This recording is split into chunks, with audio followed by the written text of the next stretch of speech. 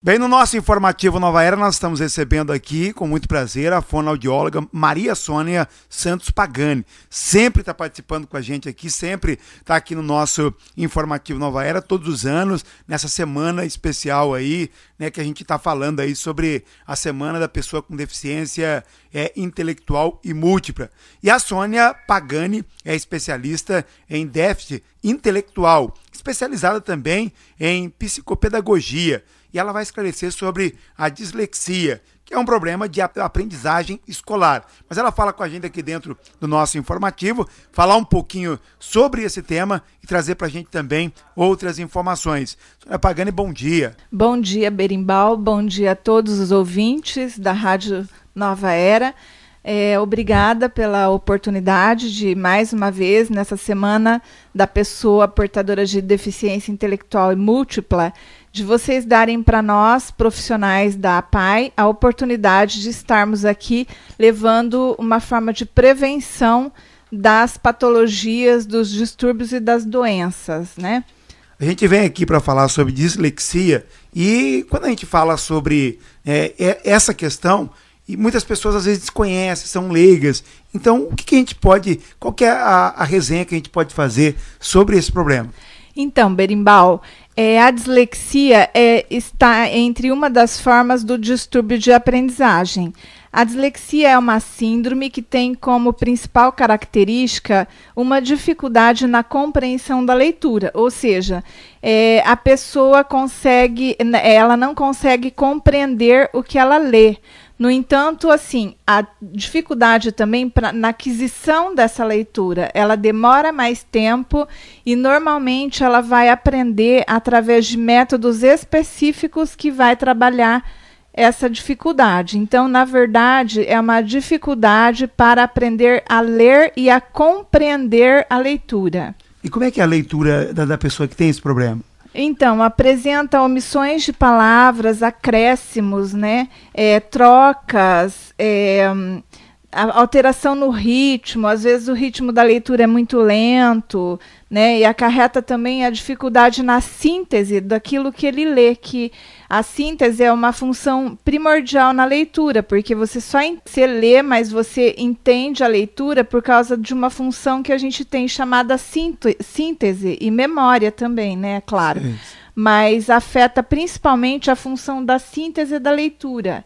E também o processo de aprendizagem é muito demorado e tem que ser, como eu falei, com método específico. Agora, quais as causas da dislexia? Olha, normalmente é neurofisiológica, né? Está associado a fatores orgânicos, meio ambiente, psíquicos também. E, assim, é um problema de fundo neurológico, basicamente. Então, o problema é neurológico. Dislexia, tudo que começa com disortografia, disgrafia, dislexia, disartria, disfagia, é porque é decorrente, é um distúrbio, quer dizer que é um distúrbio que tem por trás, entendeu? E como que o profissional vai conseguir fazer o diagnóstico disso? Bom, a avaliação, assim, a gente faz uma bateria, né, de avaliação de linguagem cognitiva, da fala, e analisa se a pessoa tem essa capacidade de fazer a síntese do texto. Isso quando a pessoa já está nessa fase que ela consegue ler, né? Mas, normalmente, a gente tem todas aquelas funções cognitivas, de consciência fonológica, fonoarticulatória e fonêmica, entre outros aspectos relacionados à memória, análise, síntese, que a gente avalia também para a gente ir juntamente, Berimbau, com o neurologista. Então, a gente faz o diagnóstico da dislexia, a fono, juntamente com o neurologista. Por quê? Porque é um problema neurológico, é um distúrbio. Então, é a fono e o neurologista que vão diagnosticar. E é fácil descobrir se ela é primária ou secundária, Sônia? Então, ela tem, assim, a dislexia primária e secundária, e não é fácil para a gente caracterizar, porque são sinais difusos, né, de ordem psiconeurológica, E aí isso daí faz com que fique meio confuso se é de natureza primária ou secundária. Mas, no entanto, a gente consegue saber sim, mas é com uma avaliação bem detalhada.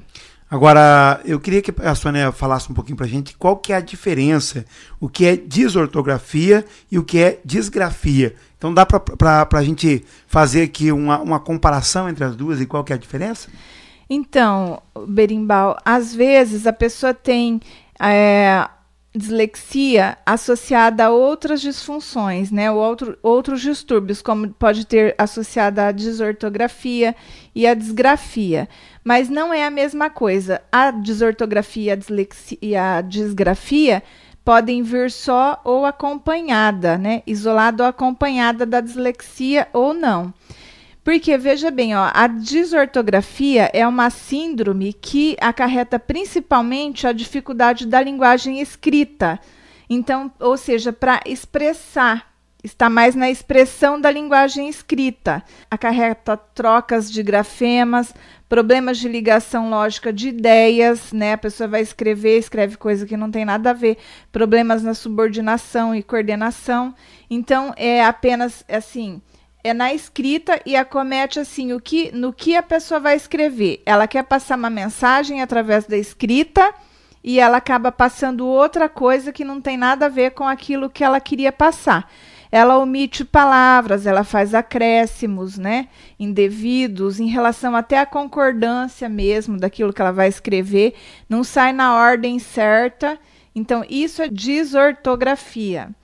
Já a disgrafia é um distúrbio também de aprendizagem, como é a desortografia e como é a dislexia. No entanto, a disgrafia acontece uma incoordenação dos movimentos gráficos, né, na coordenação manual para a escrita.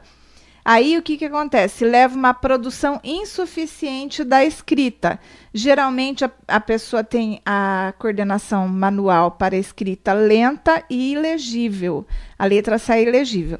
Alguns autores, Berimbau, engloba tanto a disgrafia quanto a desortografia e a dislexia, tudo junto, mas não necessariamente está associada, mas pode acontecer de estar juntas sim, as três coisas. Agora, toda pessoa que tem a letra feia, ela é disgráfica? Não, Berimbau, letra feia pode ser simplesmente porque a gente, assim, entrando nos perfis de aprendizagem, aqueles canais de comunicação com o mundo, então a gente pode dizer que nós temos o perfil que é auditivo, o perfil visual e o perfil sinestésico. O que isso significa? O perfil auditivo de aprendizagem normalmente são aquelas pessoas que têm muita facilidade de aprender ouvindo aprender o que escutam. Então, eles são pessoas que têm boa capacidade para explicar as coisas, para falar em público, têm uma memória auditiva boa, só que o pensamento deles é tão rápido que eles acabam tendo a letra feia. Mas por quê? Porque o pensamento não acompanha a coordenação motora para escrever, não acompanha a velocidade do pensamento. Então, aí pode ter a letra feia, né? Então, no caso da disgrafia, acontece por um fator neurológico, né? É um distúrbio mesmo, não é apenas aquela letra feia que você às vezes pensa muito rápido e tenta escrever, ou não põe muito reparo ali no que você está escrevendo. Exato, aí nós estamos falando aqui com a Sônia Pagani, que está trazendo para a gente aqui algumas informações importantes. E eu pergunto agora para a Sônia qual que é a diferença entre dislexia e desortografia. O que a gente pode dizer da diferença entre essas duas palavras aqui? Então, Berimbau, a dislexia ela está relacionada ao canal de compreensão da linguagem. A pessoa tem uma dificuldade para aprender a entender que o símbolo gráfico representa a fala na escrita, né? Então, ela vai ter essa dificuldade. Já a disgrafia e a desortografia está relacionado com a escrita propriamente dita, né? Então, enquanto que a dislexia está relacionada com a leitura e ao que a pessoa entende do que ela leu, né?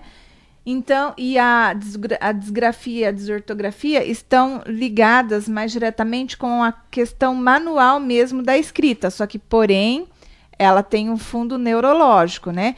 A pessoa que tem disgrafia, ela não consegue, às vezes, entender o que ela mesma escreve, de tão prejudicada que sai o que ela escreveu. Um outro detalhe é que essas síndromes, elas aparecem juntas ou são sempre isoladas? Então, às vezes elas podem aparecer juntas, sim, mas isoladas também. Assim, não tem, né, uma regra que vai dizer ou é junto, é isolado, não, mas pode estar associada, sim. Agora, o que a gente pode... Eu pergunto aqui assim, quem trata da dislexia, disgrafia e da desortografia, quem que faz o tratamento? É o mesmo profissional? É assim, é a fonoaudióloga e o neurologista. A fonoaudióloga vai fazer a terapia para que aquela pessoa consiga adquirir a comunicação gráfica, né, a leitura e escrita, e o neuro também vai tratar, às vezes, essas síndromes, a dislexia, pode ser, não estou falando que sempre está associado ou a déficit de atenção ou hiperatividade. Pode ser que esteja, mas não estou querendo dizer que todo mundo que tem dislexia tem hiperatividade ou déficit de atenção. Então, se tiver dislexia associada à hiperatividade, o neuro vai prescrever medicamento para hiperatividade. Se tiver hiperatividade, certo? Sim, Por quê? A hiperatividade, Berimbau, é a comorbidade, é a doença, né? E o déficit de atenção acontece por quê? Porque a pessoa, quando ela está muito agitada motoramente, acaba não prestando atenção. Então, aí o que acontece? Você toma remédio para hiperatividade, controla os movimentos do corpo, aí você vai ficar mais atento.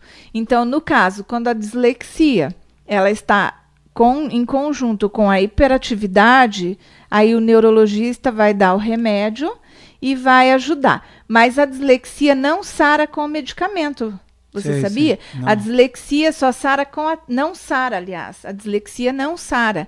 A dislexia é um distúrbio que a pessoa que tem vai ter a vida toda. Ela consegue avançar com o tratamento. Ela consegue aprender a ler, né? Consegue aprender a escrever, se no caso se for mista, né, se tiver acometida a capacidade de escrita também, ela consegue aprender a ler, mas, no entanto, ela vai ser uma pessoa que para sempre será disléxica. Não existe falar que ex-disléxico, uma pessoa teve dislexia e sarou. A pessoa não sara de dislexia.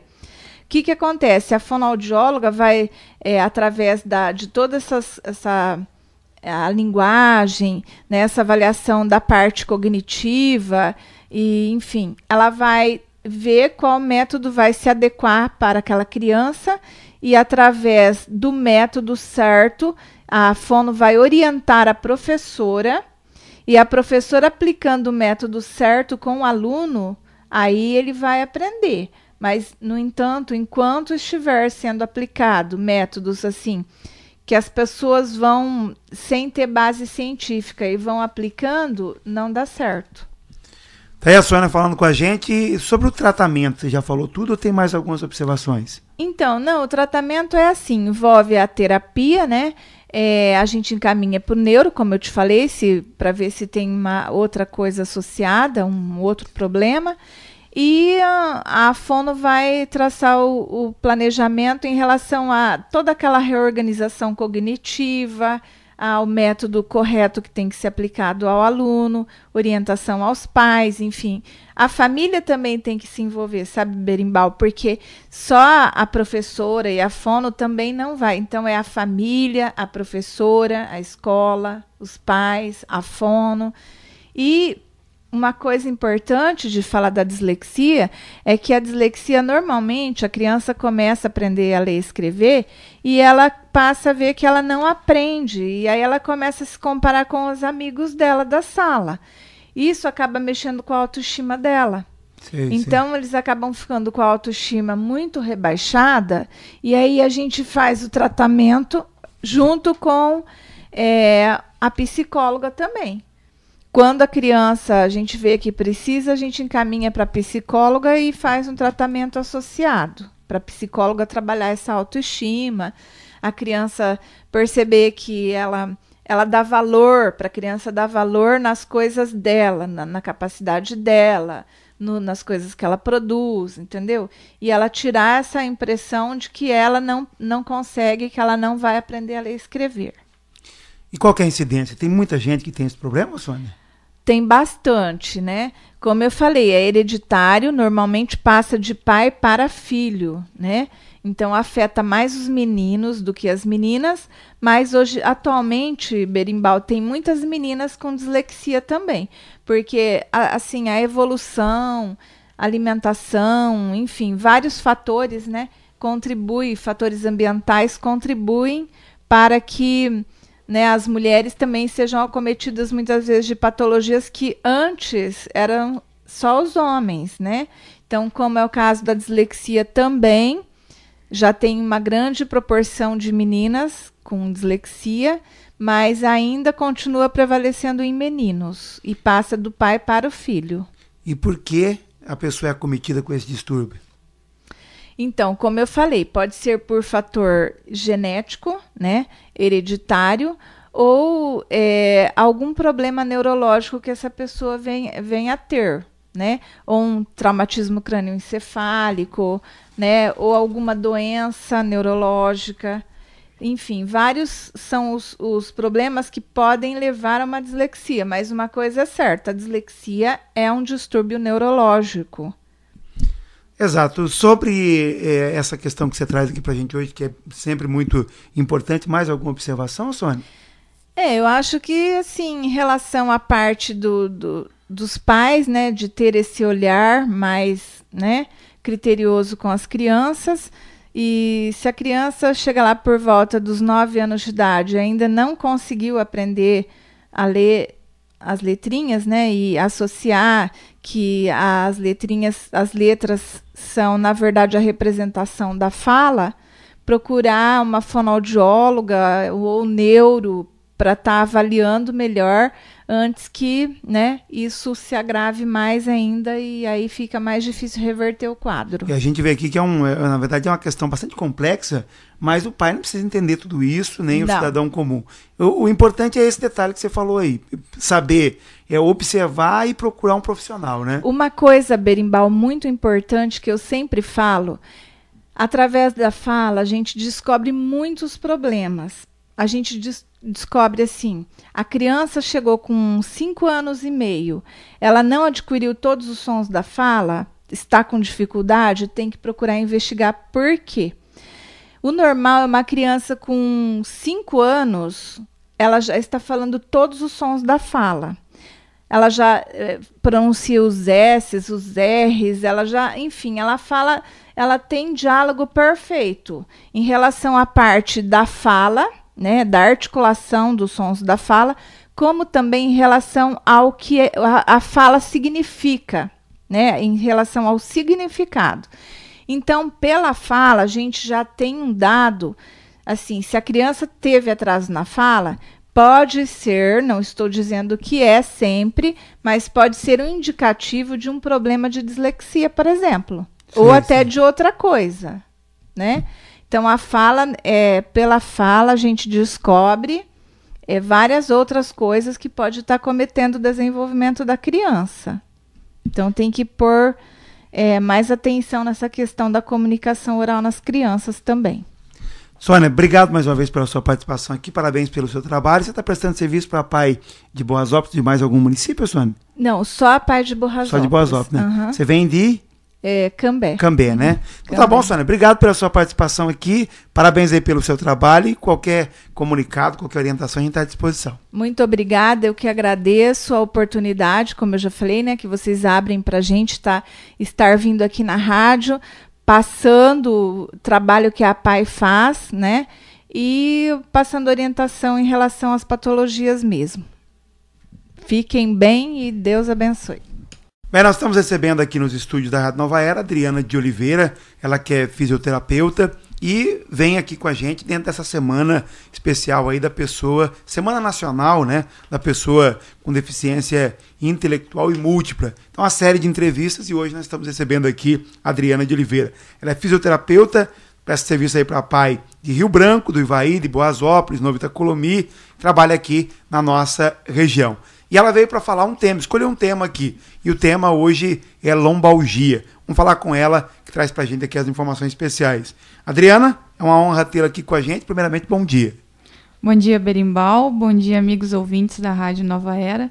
Quero agradecer a você pelo espaço que cede para a gente da PAI todo ano.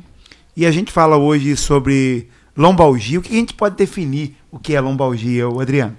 A lombalgia, ela é conhecida popularmente como as famosas dores nas costas.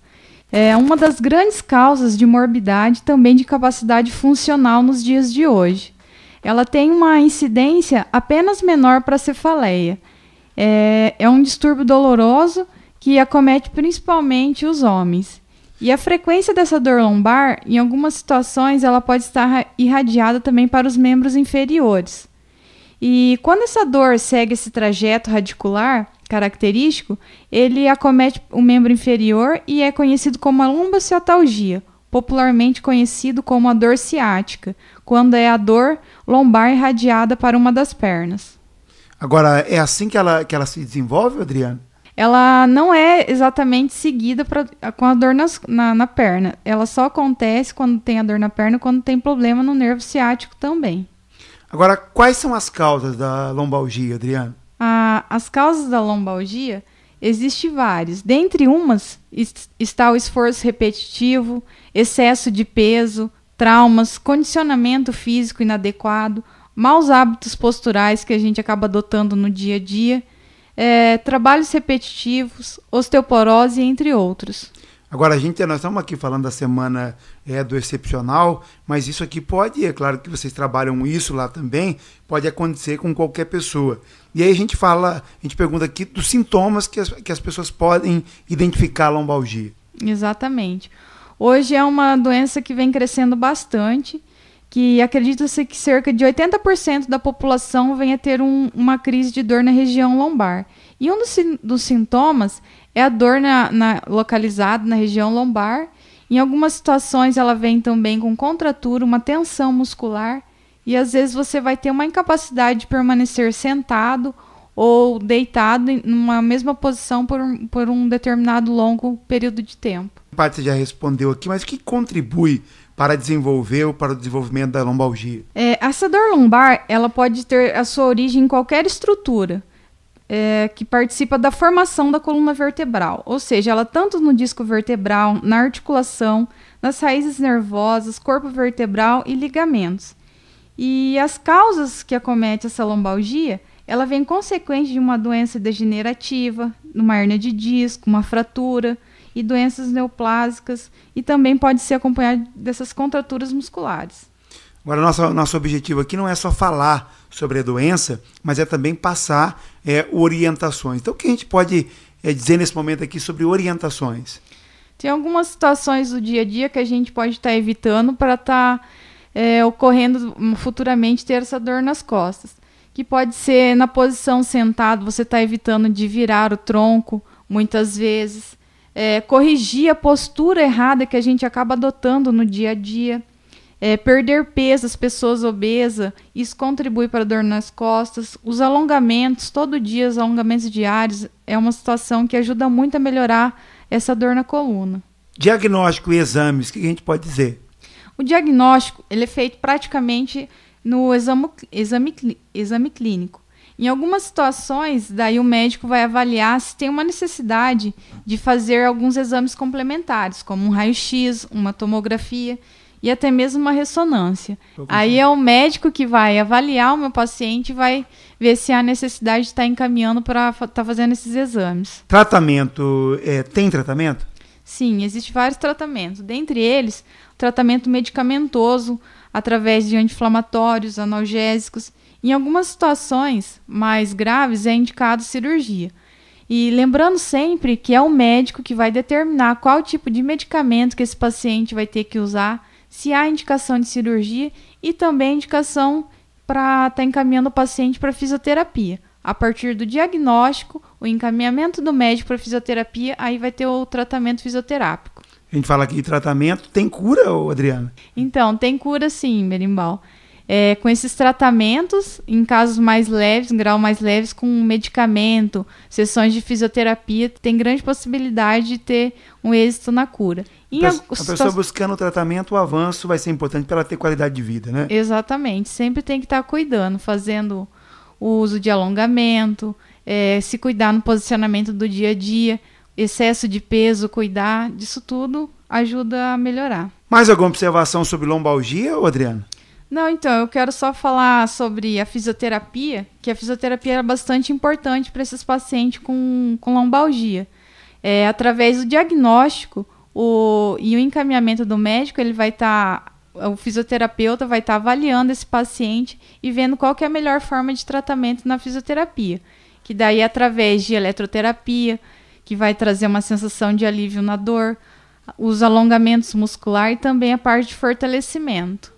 Adriana, queria agradecer a sua participação aqui, e todos os anos a Adriana participa com a gente aqui também, realiza esse trabalho importante aí pelas APAES aqui da região Vale do Ivaí e trazendo aqui orientações importantes para o nosso dia a dia. Seja sempre bem-vindo, parabéns aí pelo seu trabalho e estamos sempre à disposição, tá bom, Adriana? Eu que agradeço você, Berimbau, pelo espaço e um bom dia a todos. Bem, eu estou recebendo também nos estúdios aqui da Rádio Nova Era a Maria Helena Teodoro. Ela é assistente social da APAE do município de Boazópolis, e dentro da Semana do Excepcional, a gente fizemos aqui várias entrevistas, entre elas a entrevista também com a Maria Helena Teodoro, que é assistente social.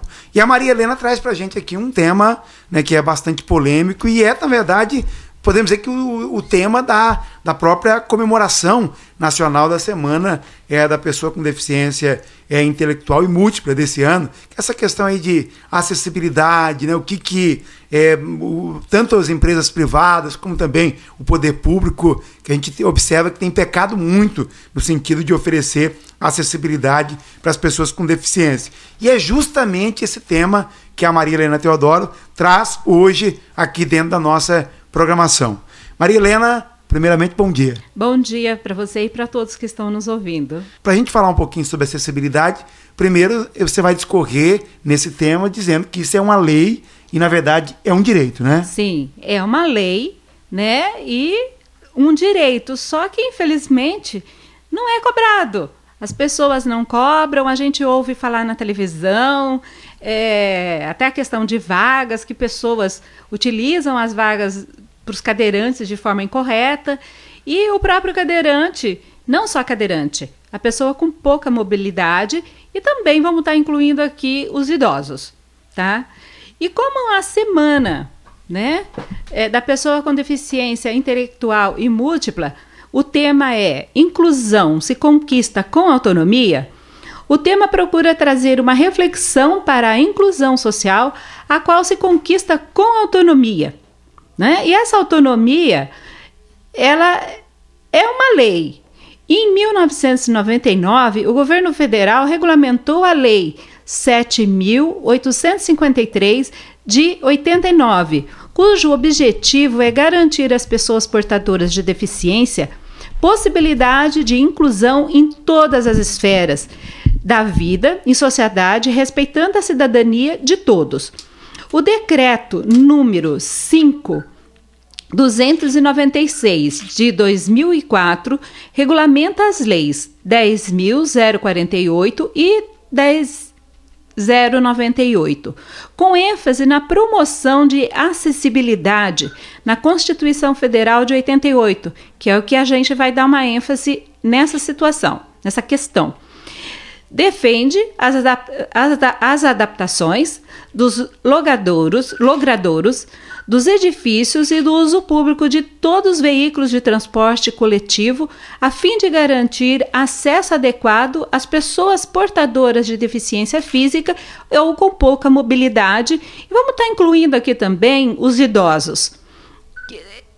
O direito de ir e vir, né, que todos têm. E nem sempre a pessoa, se ela tem uma situação, vamos colocar, uma cadeira de roda que é própria para ela, uma cadeira de roda motorizada, como a gente sabe que várias pessoas já adquiriram, né? Essa pessoa ela vai ter uma acessibilidade maior, uma possibilidade que é de alcance para garantir com segurança e autonomia os espaços mobiliários e equipamentos urbanos das edificações, dos meios de transporte e dos sistemas e meios de comunicação por pessoas portadoras de deficiência ou com mobilidade reduzida.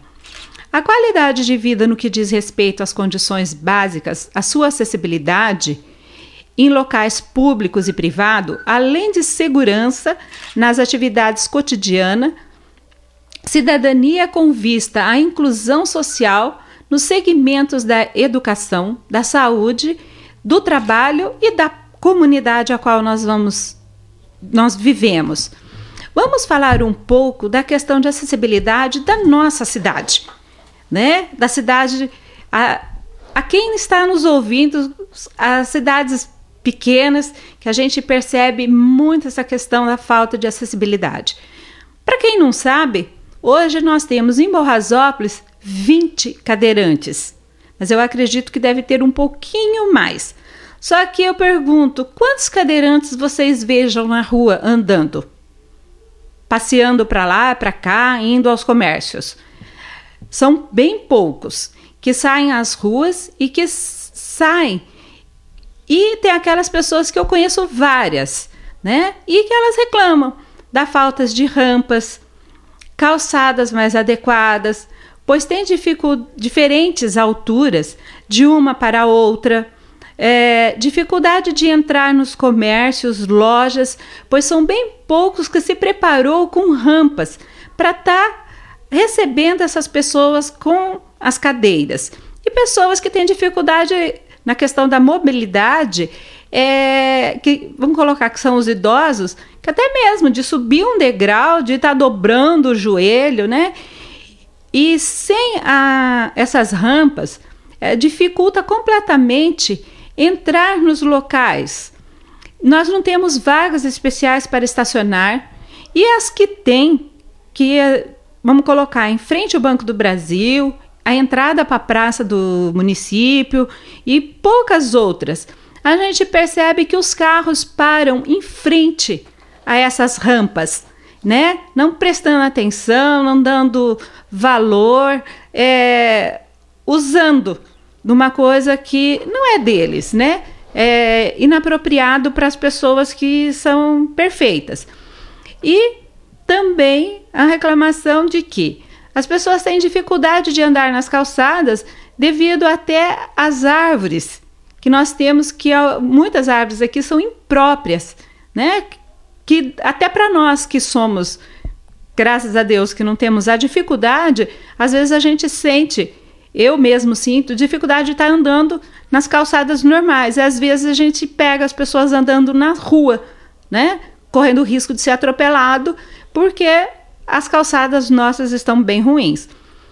E os cadeirantes passam pelo constrangimento de ficar do lado de fora de alguns comércios, né, lojas, para serem atendidos. Ou a mercadoria são levadas até eles, até as suas casas, para eles escolherem o que o que é levado até eles, né? Não o direito de entrar na loja, ver o que quer, mostrar o que quer, experimentar o que quer. Aí eu pergunto para vocês, quais os locais que nós temos rampas no nosso município? Mercado, farmácia, loja, banco, rodoviária, né? Nós temos que estar prestando atenção nisso. Em Borrasópolis, eu conheço em frente ao Banco do Brasil, que tem rampa, inclusive para as pessoas, né? Não sei se todos sabem, o único lugar, apesar que nós só temos questão de prédio, né? A Câmara Municipal, para quem não sabe, pode frequentar a Câmara Municipal, porque lá tem um elevador para cadeirante, né? Então é uma forma de facilitar a acessibilidade. Então, nessa questão também, não vamos deixar os idosos de lado. E a gente observa, Marilene, que a gente tem vários cadeirantes. Na cidade aqui da região, em Boasópolis também a gente tem, né, dezenas aí de cadeirantes, mas poucos às vezes utilizam as ruas, saem, porque esse constrangimento acaba afastando eles do meio social. Sim, né? É isso um dos motivos que eu tô assim, eu não tô querendo cutucar ninguém, mas é uma forma de a gente chamar atenção para isso. E da gente estar respeitando e procurando, porque é uma lei, é um direito de quem é cadeirante, de quem é deficiente, tem a sua deficiência, tem a pouca mobilidade. E essas pessoas não saem na rua por isso, porque elas têm que estar andando no meio da rua, né? E às vezes tá tomando cuidado para não serem atropeladas, né? Porque algumas pessoas não estão preparadas para estar observando que ali tem um cadeirante, né? Para poder estar tomando cuidado. Então, e essas pessoas, elas têm o direito de frequentar todos os lugares, né?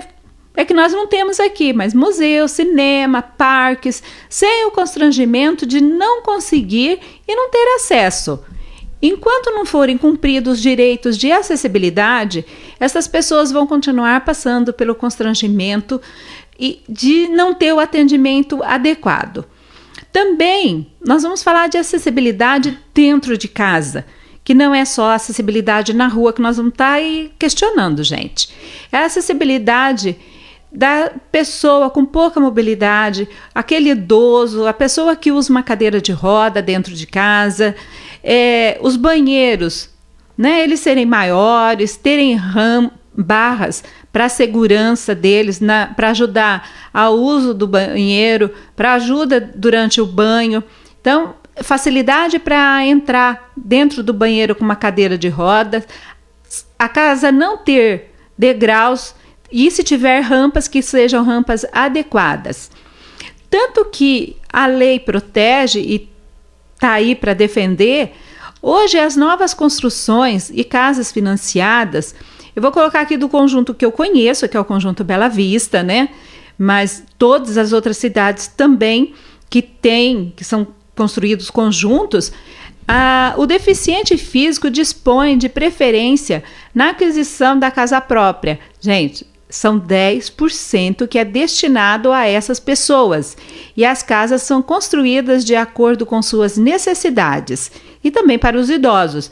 Essas casas têm banheiros grandes, barras de segurança no banheiro, portas largas e com fácil acessibilidade.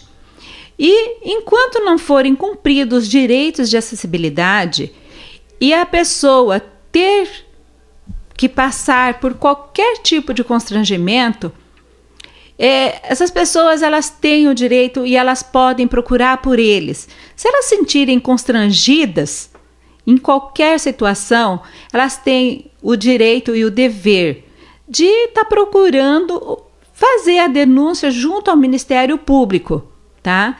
E de acordo com a Organização Mundial de Saúde, quando se fala em deficiência, nós vamos estar incluído deficiência física, deficiência mental, deficiência visual e a deficiência auditiva. Eu acredito que muitas pessoas devem estar perguntando essa hora: nossa, mas eu conheço fulano que ganhou uma cadeira de roda. Essa cadeira de roda é um projeto do governo, tá? Que a pessoa que tem essa dificuldade, que precisa de uma cadeira de roda, ela pode estar procurando a Secretaria de Saúde ou procurando os agentes de saúde, né? Estarem conversando, vai ser feito todo um processo, vai ser visto pela fisioterapeuta se essa pessoa, qual cadeira que mais lhe convém. É a cadeira motorizada, que é que a própria pessoa tem condição de manusear essa cadeira, sair andando pela rua. E tem a cadeira monobloco, que é aquela cadeira que precisa de alguém para empurrar, porque a pessoa não tem condições de estar dirigindo, vamos colocar assim, a sua própria cadeira. Então, essas cadeiras, né, elas foi uma conquista que essas pessoas tiveram em função dessa própria lei. Então, quem não está sabendo, procura saber, procura se informar. Nós temos assistentes sociais no município para estar orientando.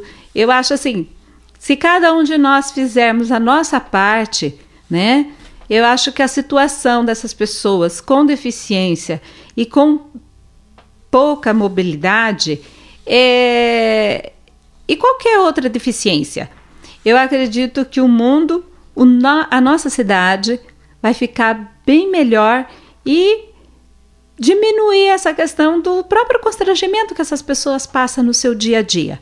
Bom, esse era o recado que eu tinha para hoje e eu agradeço. Maria, obrigado aqui pela sua participação, colaborando com a gente, falando também nessa semana do Excepcional. Parabéns pelo trabalho de vocês na PAI. Qualquer comunicado a gente está aqui à disposição, tá bom? Eu agradeço e assim, se houver alguma dúvida, né, de algumas pessoas querendo saber como conseguir, pode me procurar na PAI. Tem a Natália, que é assistente social do município, né? Tem a Secretaria de Saúde. Podem estar procurando, não se acanhe, que eu estou assim, à disposição para qualquer um que precisar. Obrigado. Eu que agradeço.